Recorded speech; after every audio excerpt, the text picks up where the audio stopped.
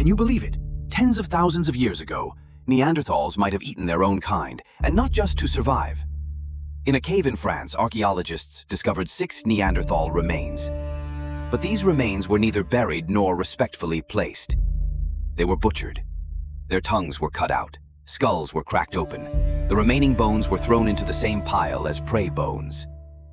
So what exactly happened here? Was it a choice made in famine and desperation, or conflict? Or perhaps a spiritual or religious act? For over 300,000 years, Neanderthals thrived across vast northern regions, surviving. They weren't the half-human, half-beast monsters we often imagine. They were close relatives in our evolutionary history.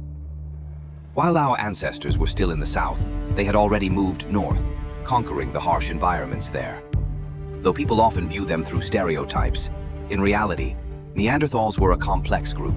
They used fire, could craft sophisticated stone tools, and even hunt large animals. They even buried their dead. Yet we keep finding remains with undeniable butchery marks on the bones. So far, this kind of evidence has been found at nearly 10 sites across Eurasia. First, let's look at the discovery at the Moula-Guercy cave in France.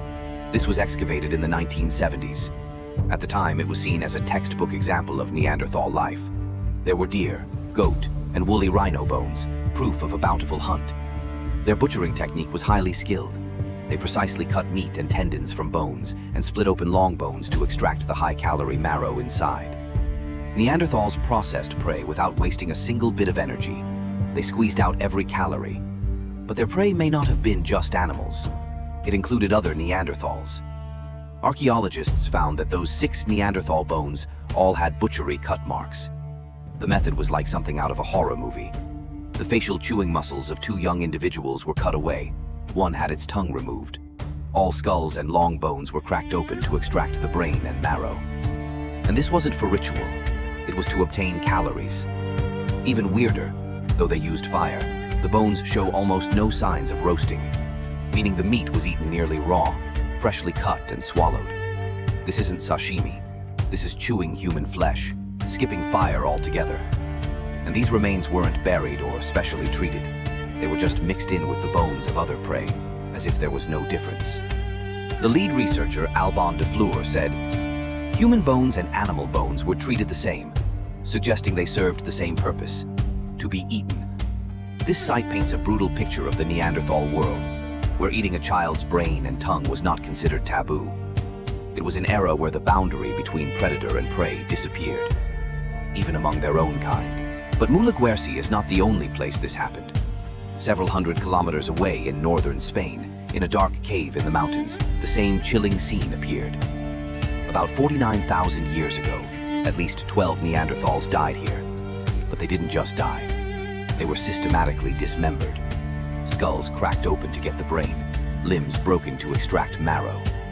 Whatever happened here, it was neither quick nor clean. At the Goyet cave, at least 5 Neanderthal remains were found, including children. Their bones had cut marks, scrapes, and signs of precise disarticulation.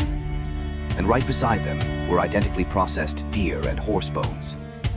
This clearly shows that in the eyes of the doers, these Neanderthals were meat, no different. Globally, at least 8 Neanderthal sites show evidence of cannibalism. Try to imagine that world. Almost zero sense of safety.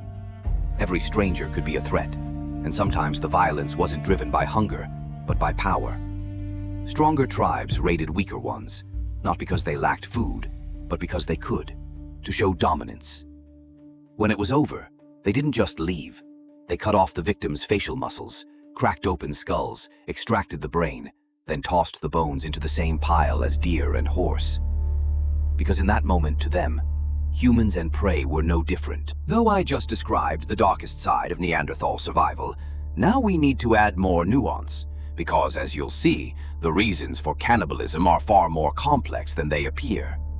Many think cannibalism is barbaric, but in fact it's not rare in nature. At least 1,500 species may eat their own kind, including our closest relatives, chimpanzees.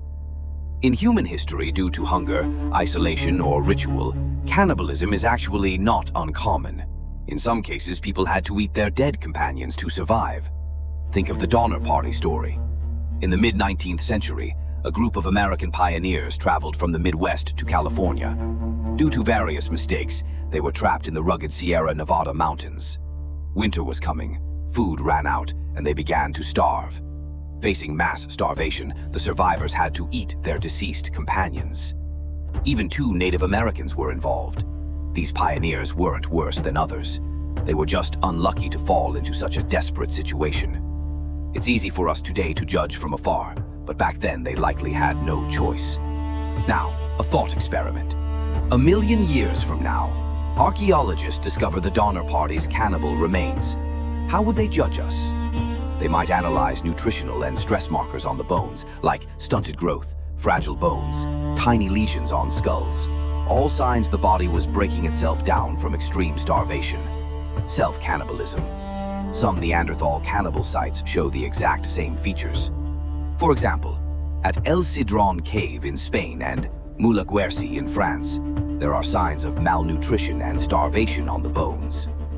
Scientists examined Neanderthal tooth enamel growth lines and found multiple severe malnutrition or illness events. They went through repeated famines. Maybe they were on the verge of starving to death, and families were forced to eat the dead to survive. Though we can't fully confirm El Sidrón's 10 Neanderthals died from famine, it's no crueler than the 19th century American pioneers. This 1800s example is important because it helps us better understand these people. They lived in an extremely harsh world, brutal winters forcing them to go months without food, trapped in place through the cold. In such desperate situations, they did what anyone would do in that situation. The Rozipna site remains also likely show evidence of cannibalism, indicating malnutrition. Though evidence from other sites isn't as clear, at the Goyet site, cannibalism evidence is solid. Even though this group didn't seem to be facing famine at the time, this behavior may suggest darker motives.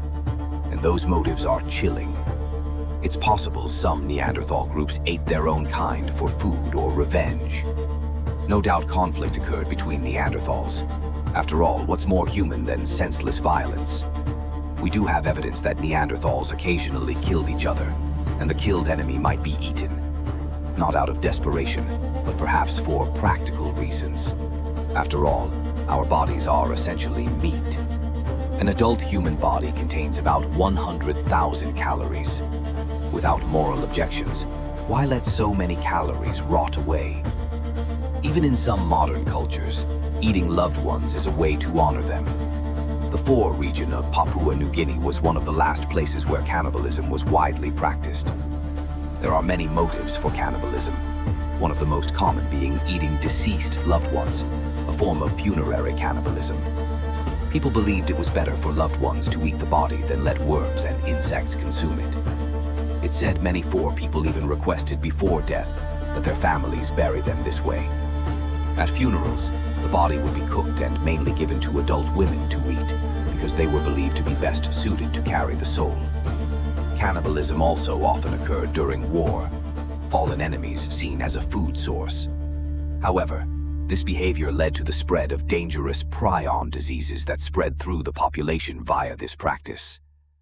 At the Krapina cave in Croatia, one Neanderthal site stands out. It gives us another possibility. Dozens of Neanderthal remains found here all show cut and fracture marks. Cannibalism clearly occurred. But this time, the motive may not have been hunger. Researchers analyzing the teeth of these remains found no signs of severe malnutrition. And the site dates to a relatively warm period with abundant nearby wildlife. Meaning these Neanderthals weren't desperate. They had other survival options. This means this cannibalism likely had nothing to do with survival. Scientists speculate it may have been for some symbolic purpose, because these bodies weren't just butchered. Their bones were very carefully disarticulated at the joints, and the cut locations often don't match logic for meat removal. Some researchers believe these remains may be examples of mortuary defleshing, the beneficial removal of human soft tissue, but not to eat the meat, but as a symbolic, spiritual, or social act. Some may have heard of sky burial, a common practice in Tibet and surrounding areas. Human bodies are left for vultures, but these bodies are usually first dismembered and defleshed by trained ritual personnel. Then the bones are crushed, mixed with flour, and fed to crows. The belief behind this is that vultures help the soul ascend to the afterlife. This is a practice locals truly believe in and is done out of respect and reverence. Sites like Cro-Magnon and Monte Circio in France also show similar dismemberment and defleshing marks, but no clear signs of malnutrition. In these cases, researchers have proposed that Neanderthals may have had similar funeral processing traditions, defleshing bodies to feed to scavenger animals. This is a funerary custom. It's easy to imagine Neanderthals as brainless, immoral, savage hunters who chased and ate each other. But look at how diverse our own cultures are. It's clear Neanderthals had many reasons for eating their own kind. Some may have been starving to the limit and had to eat deceased loved ones to survive. Some may have defleshed to complete specific funeral rites, feeding loved ones to vultures. Some may have eaten loved ones out of respect. And of course, it's almost certain that violent, hostile cannibalism also existed. After all, that world was extremely brutal. But if you're going to call Neanderthals cannibals, you must also admit that we humans have a much longer and clearer record of this behavior. Compared to that, Neanderthals shouldn't be labeled with that derogatory cannibal tag. Of the roughly 300 Neanderthal remains we found, only about 15 show evidence of cannibalism, and even those cases are debated. Some Neanderthal groups may have been familiar with this behavior, but I'd bet many Neanderthals never did it in their entire lives. After all, intact burials have also been found, showing their culture varied greatly by region. And the vast majority of Neanderthals did not practice cannibalism. In my opinion, cannibalism is one of the most fascinating topics in anthropology. It breaks the illusion of simple morality, challenges our understanding of taboos, and makes us rethink the boundaries of humanity. Being human isn't just about what we do, it's about why we do it, because being human is complex. The fact is, despite our self-righteous morality, cannibalism has always been part of human history. So did Neanderthals sometimes eat people? Yes, but so have we humans, and always have. But these remains don't make Neanderthals any less human. In fact, they may prove they were just like us. So what do you think? Is cannibalism always wrong? Or can it have other meanings? Leave your thoughts in the comments.